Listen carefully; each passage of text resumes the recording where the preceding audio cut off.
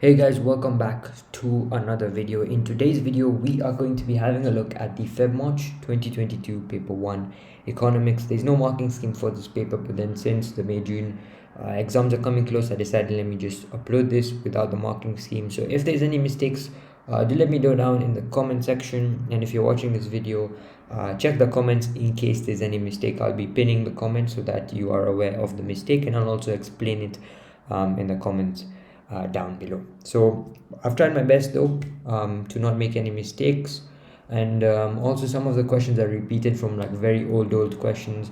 For example, like some of them are from like 2011 2010 papers. So yeah, but those are only like 2-3. However, most of them are new questions, so yeah, there could be a few mistakes. So do let me know down below, and I apologize in advance if there's any mistakes. But with that being said, let's do this paper. We have 30 questions, and we're supposed to do them in 45 minutes, so roughly about 1.5 minutes per question, 1 minute per question. So that's the agenda, that's the goal. And yeah, but in this video I wouldn't really keep time in mind, because again, this is just for revision. You can do this along with me, or you could do this with yourself and then use this as a marking scheme, because there isn't any marking scheme online as of now, that is. Okay, so yeah, let's begin, and let's start off with the first question. The first question, it says a business employs 2 people to make sandwiches to sell in a cafe. So this is a business person, and he's employing 2 people to make him some sandwiches to sell in a cafe. It says, as well as labor, which factors of production are involved in this activity? So we know 4 factors of production in economy, which we remember through the help of CEL, which is capital, enterprise, land, and labor. Okay, and in this question they've said as well as labor. So which are the factors of production? So we need to eliminate labor, and we are left with capital, enterprise, and land, and we're supposed to tell we're supposed to identify which factors of production are involved in this activity. So let's begin. So first of all, it is a business person. This business person is operating a business, and we know that with the help of the early stages, early chapters, we know that enterprise is involving the startup of a business and taking risks to start a business. So we know there's an aspect of enterprise, because the business person is employing 2 people, and this business person is starting up a business. So there is enterprise. Now, is there capital? Is there land? Okay, the capital in this case, okay, you can see, guys, they're selling in a cafe. This cafe most likely is built using man-made resources, and capital is simply man-made resources that is used to assist in the production process. This cafe is helping us get sales, so technically this cafe is indeed capital, and this cafe has been made with raw materials. The sandwiches could also be part of raw materials, like getting wheat to make the bread. That is also part of land. So in terms of all these 3 aspects, it is all of the 3: capital, enterprise, and land. This could be a tricky question, because many people would counter argue that maybe there is no capital because there's no mention of machineries. But it's not only machineries, it could be in terms of any man-made resource that can help in the production process. So the answer for this question is A. This question was asked previously before in like one of the old papers, hence why it is capital, enterprise, and land. Okay, it can't only be enterprise and land, can't be capital and land, can't be capital and enterprise only. So the answer is capital, enterprise, and land. Okay, we move on to the next question. Question 2, it says, why might a government choose to increase spending on healthcare instead of spending on building new roads? So we have healthcare, and then we have building new roads. So we have 2 of the goods. So we have healthcare, and then we have building new roads. Okay, so we have 2 goods, which is healthcare, building new roads. Now, the main thing about opportunity cost, and I think this question is about opportunity cost, because you can see in option B and C it involves opportunity cost. Simply, it means that if I pick healthcare, my opportunity cost is the new roads. If I pick the new roads, the opportunity cost is the healthcare. So opportunity cost is simply what you have lost, okay, what you have not gained when you produce that other product. So if I produce, or if I spend on healthcare, what I've lost is building the new roads. So that new roads is simply my opportunity cost. Okay, so let's go through the question. It says the financial cost of building new roads is lower. Now if the financial cost of building new roads is lower, then wouldn't we produce the new roads? But in this case the question is saying we are spending the money on healthcare, but financial cost is, if the financial cost of new roads is lower, then we would produce new roads. But in this case we're producing healthcare, so that's not an option why someone would produce on healthcare, because it was, if it was cheaper to produce new roads, then wouldn't we produce new roads? So that's not a reason to this. The opportunity cost of building new roads is lower. Opportunity cost is simply a value. Okay, it's the value you have lost. That is what it means by opportunity cost. So the opportunity cost of building new roads is lower. What that means is that when I produce new roads, the value of what I have lost is lower. Okay, but in this case we're producing healthcare. Okay, so that's not the case because we're producing healthcare. So the opportunity cost of healthcare is indeed new roads. So the value of new roads is lower. That's why maybe we would produce healthcare. So this is wrong. The opportunity cost of spending on healthcare is lower. Okay, so if we decide to produce the healthcare, if we decide to make the healthcare, which the question is asking us to, then the opportunity cost is building new roads. So the value of building new roads is less, hence why we decide to produce healthcare. So this answer is correct, because the opportunity cost of healthcare is lower. That means the opportunity cost is lower. That means the value of how much we lost is lower. The value of new roads is lower, hence why the answer is C. Move on to the next one. Social cost of healthcare higher. What are social costs? Social cost is simply the private cost plus the external cost. Okay, so private costs in this case would be all the costs or all the negative impacts that you get or you gain when you are involved in the production process.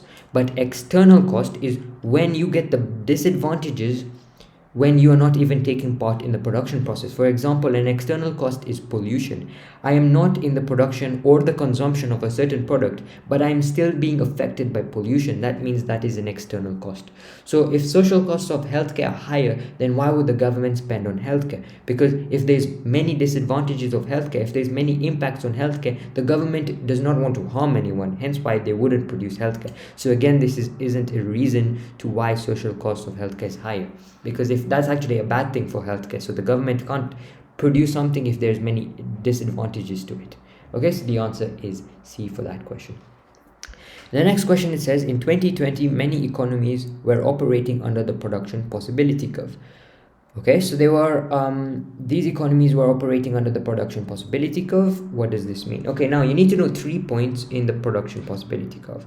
So if we have a production possibility curve, we have 3 points that you need to know. We have one which is under the production possibility curve, we have one that is within the production possibility curve, and there's one that is outside the production possibility curve. Now I've made a video on all the graphs, so I've explained this already, but let me just quickly summarize that. Okay, at this point, when it is under the production possibility curve, the resources are inefficient. What simply means is that we have the resources, but we are not using them. Okay, meaning we're not making the maximum use out of the resources.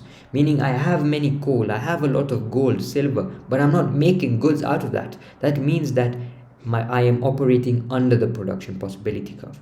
But when the point is within the production possibility curve, I am efficiently using the resources, meaning I'm using all the resources in the economy efficiently. Remember, the production possibility curve shows the productivity of the resources. How well am I using these resources?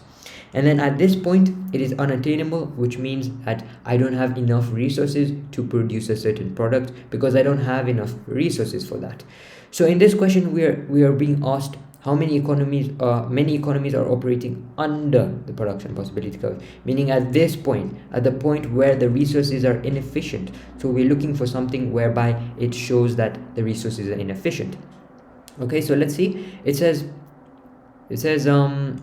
the first one is saying there was a rise in the price of goods and services in the economies. This is not related to PPC. This is actually related to demand and supply curves, because when there's a rise in the price, there's a fall in demand. So there's nothing related to PPC curve, nothing related to allocation of resources, nothing related to resources here. So that is wrong. there was a significant level of unemployment of resources. That is correct. Unemployment, inefficient means almost the same thing, because unemployment means we don't have we are not using all these resources at a significant level. Okay, hence why this is the answer, because we're not using all the resources that we currently have. That's why we are operating under the PPC curve. The next one, these economies lacked resources to produce more output. That is at this point. It is not, this is outside the PPC curve. We don't have the enough resources to produce more output. So this is again wrong.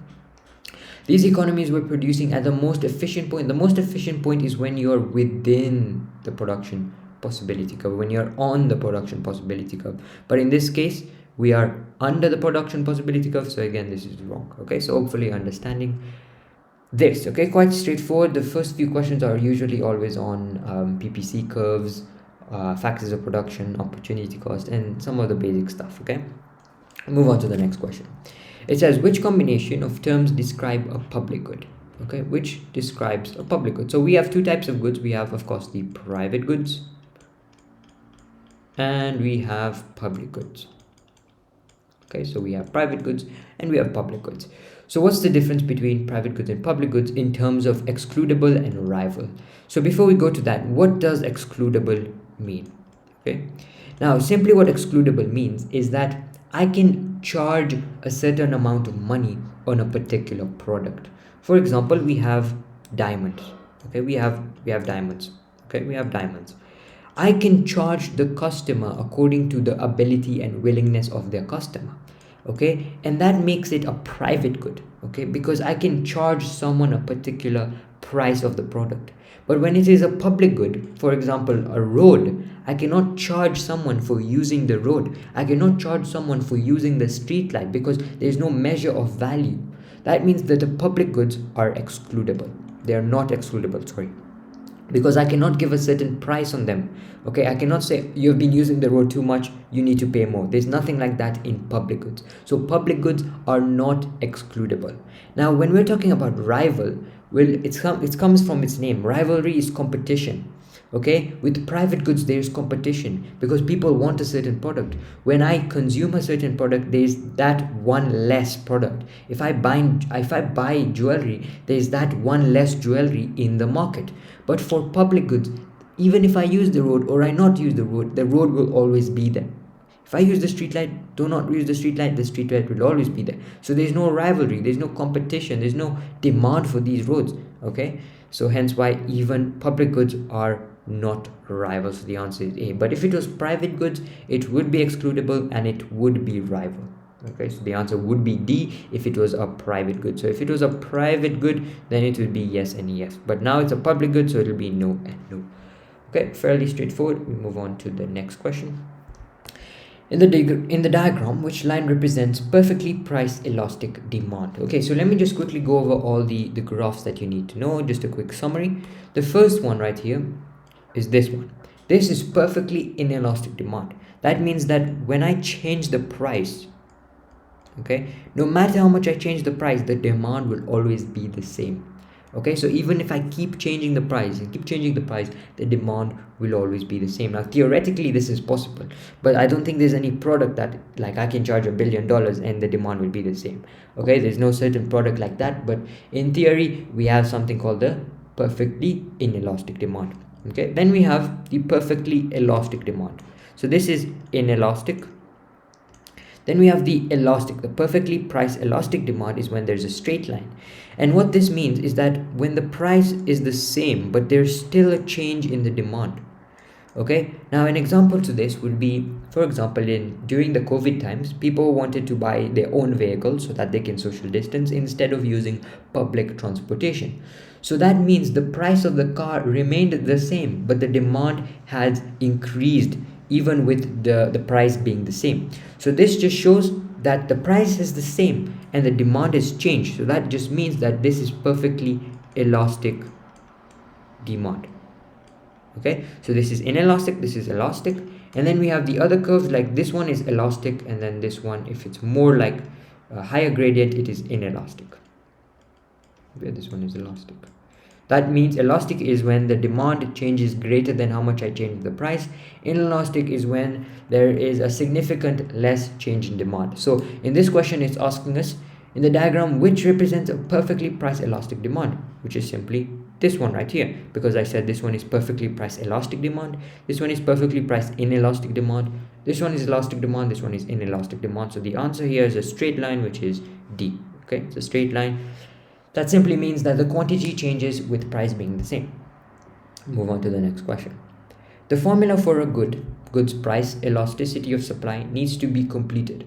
Okay, so what's the formula of price elasticity of supply? We don't need to read a lot in this. This is just this percentage change in quantity supplied over the percentage change in price. Okay, as simple as that. So the percentage change in quantity supplied over the percentage change in price, the answer is D. That is straightforward. Okay, move on to the next question. In a country, the total demand for vehicle fuel is price inelastic. However, the demand for any given brand of vehicle fuel is price elastic. Okay, so we have the demand for vehicle fuel, which is price inelastic, which simply means that I can change the price of vehicle fuel and there will still be demand. Okay, the demand does not change as much as how much I change the price, but the demand for any given brand is price elastic. That means certain brands is price elastic. That means if a certain brand increases their price, that means it's price elastic. Now I can give an explanation. For example, we have BMW, that's a company, and we have Toyota. Okay, we have these two products. This BMW, okay, they are a brand of the vehicle. Okay, let's just say they supply fuel. Let's say both of them supply fuel. Okay, they are price elastic. That means if the BMW increases their price, Toyota will get more people. The demand for Toyota will increase. That simply means people want fuel. Okay, people want the fuel is price inelastic. That means that even if I change the price of fuel, the people still want the fuel, but the brand is elastic. So if BMW makes the price increase, people will shift to Toyota. So let's read the question and then we'll implement it with this example. If brand X increased the price by 10%, what would be the most likely effect? So if brand X increased by 10%, which in this case, let's say BMW increased by 10%, everyone will go to Toyota because it's cheaper, because it's price inelastic. Okay, the fuel is price inelastic, the brand is price elastic. So if the brand is price elastic, people will shift the demand to Toyota, but the fuel will still have high demand. So let's look at the examples. Consumer spending on vehicle fuel will decrease. That is wrong, because consumer spending on fuel, it's price inelastic. If it's price inelastic, that means the demand will not change insignificantly, because the demand will still be there. So this is wrong. The prices of other brands will fall. That's wrong. If BMW increases the price by 10%, why will Toyota also increase? Again, that is wrong. The revenue from brand X would increase. The revenue from brand X will not increase. If you increase the price, people will go to the other one because it's price elastic. So if this was price inelastic, then this would be correct. But this one is price elastic. Price elastic means I will change quickly compared to the price. So the demand changes more than the price. Okay, this could be a bit confusing, but you need to understand what price inelastic means, what price elastic means. You can't just quickly jump into MCQs without understanding what this means. These types of topics, you really need to understand the theory behind this, and then that's how you get the answers. Okay, the revenue from other brands would increase. That is correct, because if BMW increases by 10%, everyone will go to Toyota, so their revenue will increase. So the answer is D. Okay, move on to the next question. So it says a medical report that outlined the disadvantages of eating sugar caused the demand for sugar to fall. So the sugar demand has fallen. Okay, so the demand for sugar has fallen. So the sugar demand has fallen. Okay, so if the demand has fallen, okay, and then it's saying, however, the producers of sugar were not able to adjust the supply quickly, meaning the supply was more than the demand. okay, and continued producing sugar at previous levels. So what is most likely to have happened to the market of sugar? The government subsidy, this is wrong, because there's no mention of the government paying any money. There's no mention of anything related to that. There's no mention of increase in supply, because it's saying they have continued to produce the sugar at the same level, so there's no government subsidy. There is no excess demand, because actually it's the opposite, because demand is decreasing. The demand is decreasing. And then excess supply, that is correct. Excess supply is simply when supply exceeds demand. That means it's excess supply. So whenever supply increases or is more than demand, that simply means it is excess supply. There's no rising prices. There's nothing related to prices rising. It's just talking about demand and supply, so that's not the answer. Okay, we move on to the next question. It says interest rates fall. Okay, what are interest rates? Interest rates are simply the amount you receive when you save, or the amount you have to pay when you borrow, okay, to the bank. Okay, now it says, well, how might this affect the consumer saving and spending? So now if interest rates fall, when interest rates fall, that makes borrowing cheaper. Okay, that makes borrowing cheaper. That means spending will rise and saving will fall, because you are not getting a much bigger return. So saving will fall, spending will rise. Quite straightforward. The answer is B. Okay, move on to the next question. This is actually a repeated question. It's come in other types of past papers. So let's see. In the diagram, D1 and S1 represent the demand for and the supply of labor. W indicates a legal minimum wage. An influx of immigrant labor causes the supply curve for labor to shift from S1 to S2. How many people will be employed if the minimum wage legislation is then abolished? So the minimum wage legislation is currently at this point. So if it is abolished, that means that these people will hire the most amount of people at the lowest rate. So the wages that would be the lowest that they can afford would be at 7 million. So the answer is straightforward, and it's 7 million, because that's the point where they can hire the most people with the lowest wage, okay? Because minimum wage is abolished, meaning I don't have to pay people a certain price, okay? So that is, the answer is D, straightforward again. Okay, we move on to the next question. Labor-intensive sectors are the main contributors to Vietnam's economic growth. Remember, economic growth is when output increases. Okay, when output increases. So when output increases, that's when economic growth happens. So it says labor intensive. We have two types. We have labor intensive, we have capital intensive. Labor intensive is when we use more labor compared to the capital, meaning we use more workers compared to the machineries. But if it was capital intensive, we use more capital, or we use more machinery rather than more workers. Okay, it says, what does this reveal about Vietnam's economy?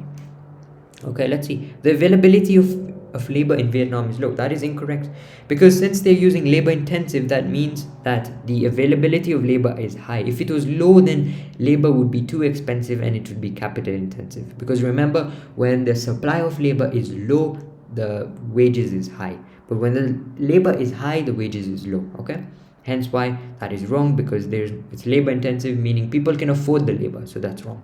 Demand for products for labor intensive sectors are low. No, that's wrong, because if the demand for the products were low for labor intensive, then they can't use labor intensive, so that again is wrong. The price of labor in Vietnam is wrong. That again is wrong, because if the price of labor in Vietnam is high, then people will not hire labor, and instead they would choose for other options like machinery, so that is wrong. So production of goods and services in Vietnam is mainly dependent on labor. That is correct. Hence, that's the reason why it is labor intensive, because the production of these goods are more relied to labor. Hence why it is labor intensive. Hence why there is economic growth, because of the labor. Okay, so the answer is D. Move on to the next question. An information technology specialist sets up a firm that repairs computers. So he is repairing computers. This is a service. Okay. Which sector and ownership are involved in this action? Now the sector would be tertiary, because tertiary provides services, and hence why this is a service. Primary, he's not extracting anything. Secondary, he's not assembling anything. Okay, of course he's assembling this, but secondary is more of assembling products into finished goods. But this is a service he's giving to already finished goods, so it's tertiary, sorry. And because he is an IT specialist and he's setting up a firm, it would be private. Okay, public means they don't really care about the profit, but he is setting up this firm, and most likely the answer for the ownership would be private. Move on to the next question. Number 13, it says, which term describes the situation where the owner of a coffee plantation plans to merge with a plans a merger with a chain of coffee shops. Okay, so we have types of mergers. So we have different types of mergers. We have the vertical merging, we have the horizontal merging, and then we have the conglomerate merging. What this means is that now when we're comparing merging, we need to know the stage of production and we need to know the type of product. That is what we use to compare in economics in terms of merging. For conglomerate, the stage of production and type of production is different, or type of product is different. For horizontal merger, okay, the type of product is the same, the stage of production is also the same. Okay, for vertical, the type of product is the same, the stage of production is different. And in this case, the coffee and coffee shops, it is the same product, but the production stage is different. And this owner of the coffee plantation, which is now merging with someone who is ahead of his stage of production, which means he is doing vertical merger forwards. Okay, so he's doing vertical merging and he is doing it forwards because this is a coffee shop and he is doing coffee plantation. Okay, so the answer is D. Again, straightforward. Okay, the next question, it says the diagrams show the demand for and supply of Chinese steel, and government subsidies for the Chinese steel industry led to 200 million tons of excess output. Which diagram would represent the position after the subsidy but before the market adjusted? What happens when a subsidy has been implemented?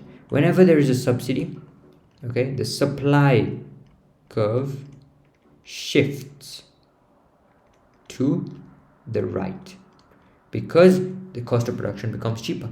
In part A, there's no shifts, so that is wrong. In part B, this is the demand curve that is shifting, so this is wrong because this is the demand curve that is shifting.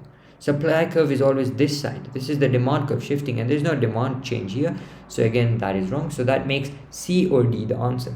Now they both could be moving from, they both could be moving from S1 to S2, which is this way, S1 to S2. But now which one? It says that 200 million excess tons. That means if I made 100, if I was at 100, okay, if I was producing at 100, 200 million excess is 300. So this is the answer, because in this question it's saying 100, then 200 million excess would be 300, not 400. So this is wrong. Okay, so the answer is C because it says 200 million excess, hence why it will be 300 million tons of output, and there's a shift to the right. Okay, we have a question on fixed costs and all those types, average costs and all. It says the table shows a firm's cost of producing bicycles. Now before we start off, you can see whenever the number of bicycles are 0 and we have a cost, that means the fixed cost is $20. The fixed cost is $20. Okay, the average cost is simply the cost divided by the total cost divided by the total output. Okay, that is what we mean by average cost. So let's start off by saying which statement is correct. So the average cost of producing 4 bicycles is 15. So how we do this is 60 divided by 4. So 60 divided by 4, you use my calculator, 60 divided by 4, so 60 divided by 4 is $15. $15. So $15 is the average cost. So A is the correct answers, but let's figure out the other ones. The average fixed cost of producing 2 bicycles is $20. How do I find the average fixed cost? It is the total fixed cost, which is $20, divided by the output, which is 2, making it $10. So it's not $20, it is $10. So this is wrong. The total fixed cost is $10. This is wrong because the total fixed cost is $20, because when we are outputting 0, the cost is $20, and fixed cost is simply costs that remain the same. Example, rent. Like I am not outputting anything and I still have to pay the rent, which means that is the fixed cost. The total variable cost of producing 3 bicycles is $50. How will I calculate this? I can calculate it by saying total cost is equals to total variable cost plus total fixed cost. Okay, and the total cost for 3 bicycles is $50. We don't know the total variable cost, and the total fixed cost is always going to be 20. So that makes X $30. So this again is not $50, it is $30. So the answer is A. Okay, move on to the next question. Number 16, it says, what is not likely to be a conflict between government and macroeconomic aims? So here we're looking at conflicts. That means that if I do a certain type of objective, does it affect the other objective? Okay, let's see. Economic growth and BOP. Yeah, that is actually one of the ones, because if economic growth is when the output increases. If output increases, people could start exporting more. Okay, the exports would increase. Okay, and if exports increase, then there will be a surplus in the BOP, which is bad because we want it to be balanced. So this is a conflict. So it's saying what is not likely, so that's wrong. Full employment and low inflation. So full employment and low inflation. Okay, so that means that if there is full employment, okay, if there is full employment, people have high incomes. If there is high incomes, that means there will be more demand. Okay, the demand will be more. So full employment, will mean, full employment will simply mean that people have higher incomes, people have higher disposable incomes, and if they have higher disposable incomes, the demand for products will be high, leading to demand pull inflation. Okay, so demand pull inflation, right? So demand pull inflation.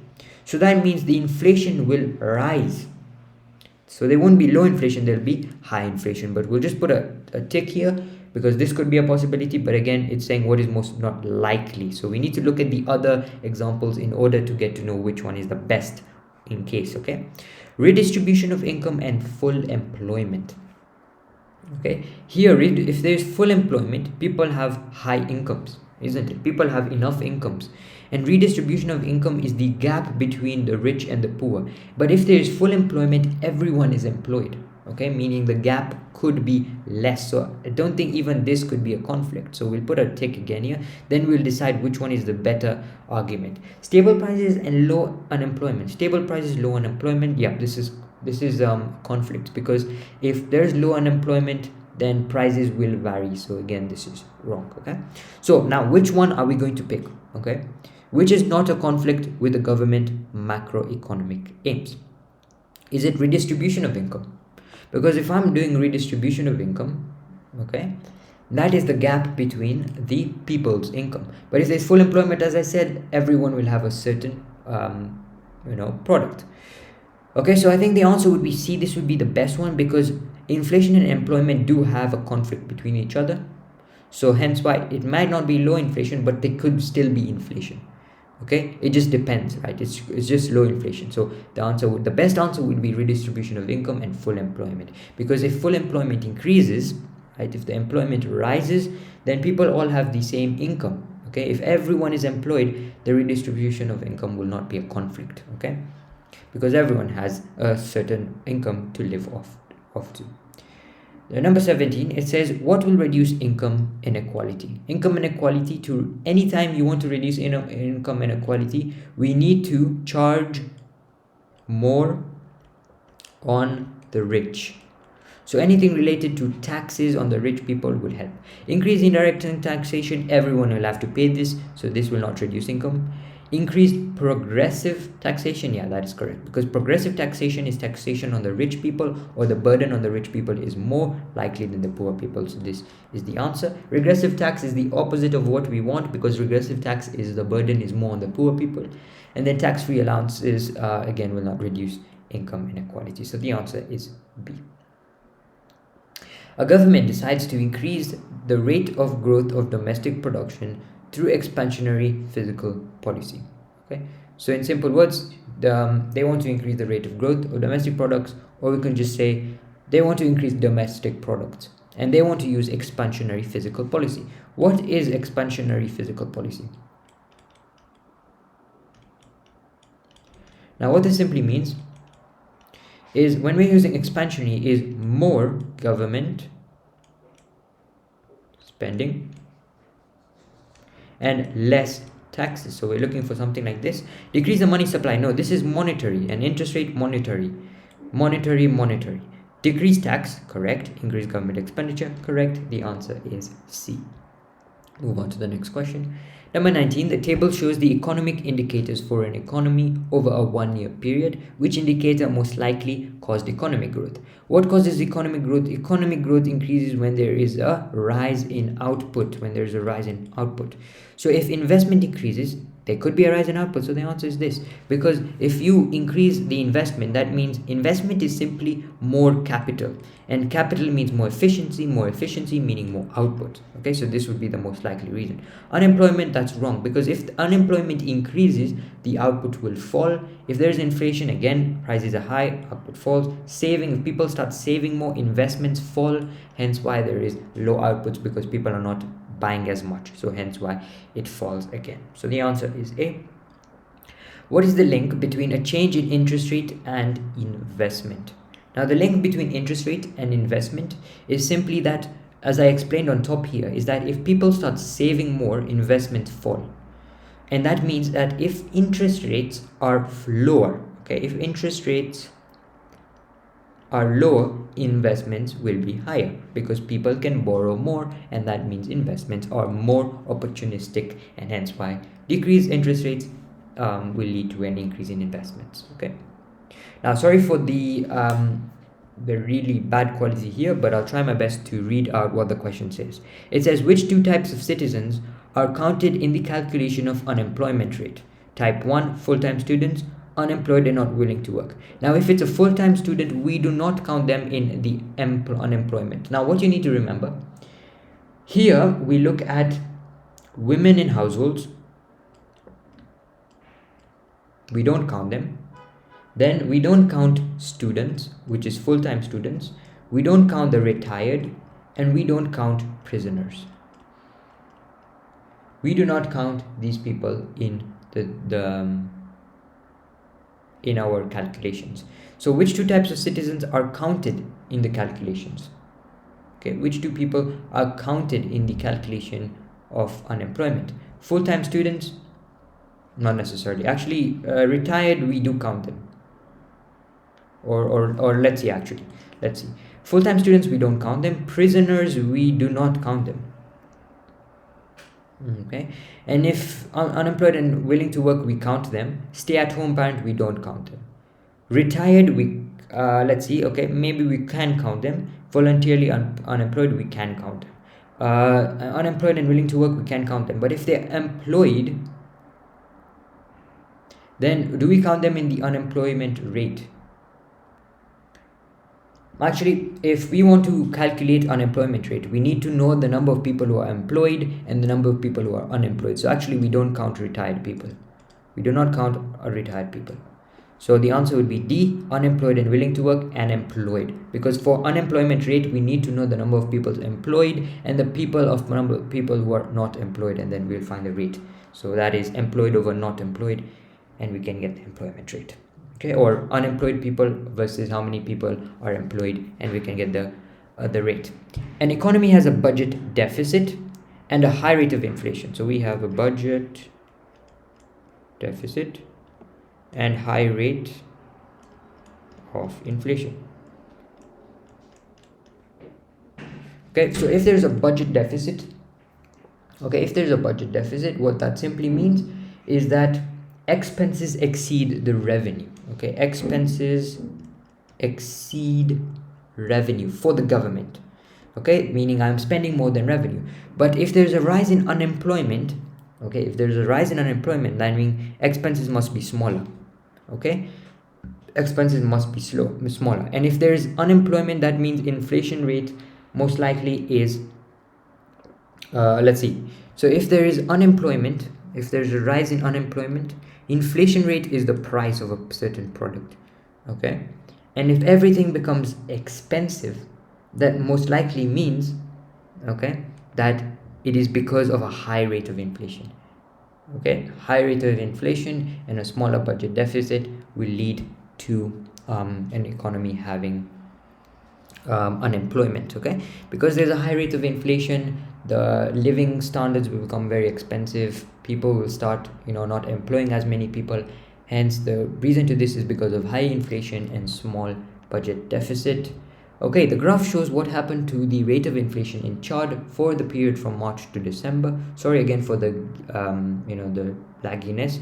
Again, this is just a scan, that's why. Which statement about the general price level in Chad over the period is correct? Okay, let's see. It was highest in March. Was it the highest in March? No, even in April it was highest, so this is wrong. It was the lowest in October. Even May is actually lowest, so it was not the lowest in October. It was the lowest in December. That is completely wrong. It was unchanged between March and April. Yeah, that's correct, because at here March and April it's the same rate of inflation, meaning the general price level was the same. Okay, move on to the next question. It says the Human Development Index is one indicator of a country's living standards. What is HDI? Now, what is included in HDI? In HDI, we include the healthcare,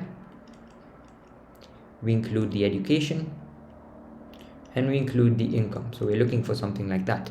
Birth rate, no. So this is wrong. Death rate, we don't look at it.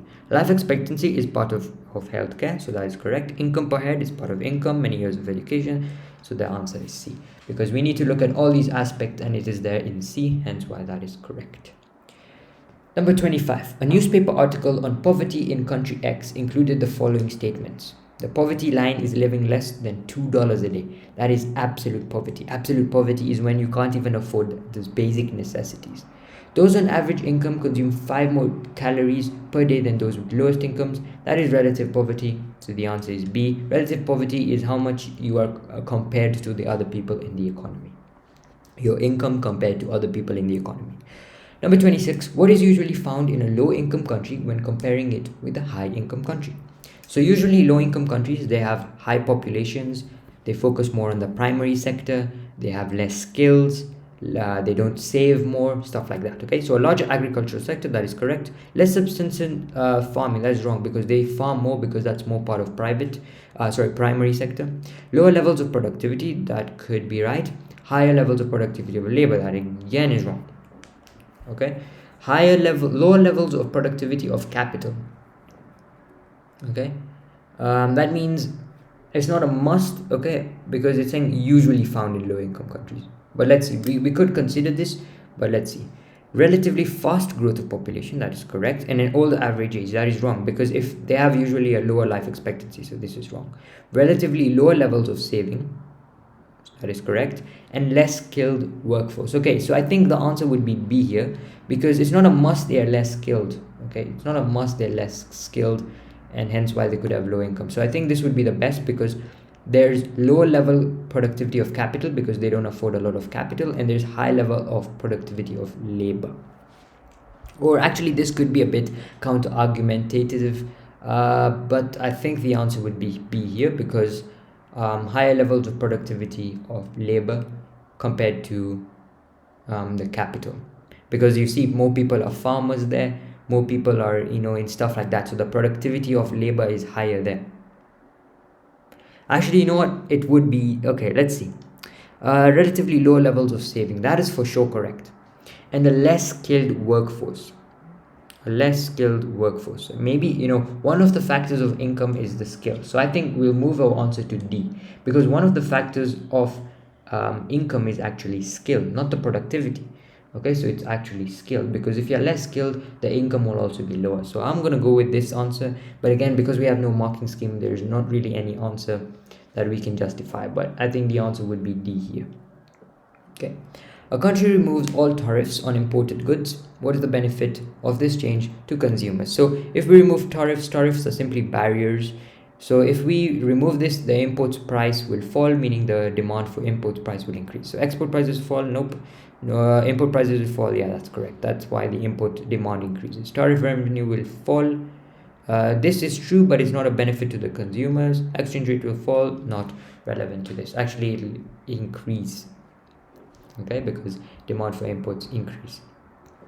Number 28, a person in country X receives a dividend payment on shares that they hold in a firm in country Y. In which section of the current account of balance payments for country X does this dividend appear? Dividends is an income, and because we are representing country X, we are gaining this income, so that is a secondary income. not a primary income because dividends are secondary incomes. There's no trade in goods or trade in services related to this question. So dividends is simply secondary income. Number 29, international companies have made substantial investments in computer production in India. India is now a major center of world computer industry, and profit margins are high since labor costs are a tenth.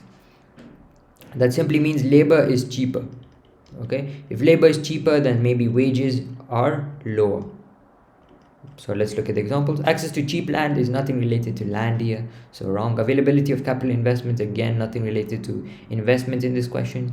Again, this is wrong. So the competitive wage rates, that is correct, because it said the only information they've given us is that labor is cheaper. So of course it's competitive wage rates because it's cheaper in India, hence why I'm producing there. So that's quite straightforward.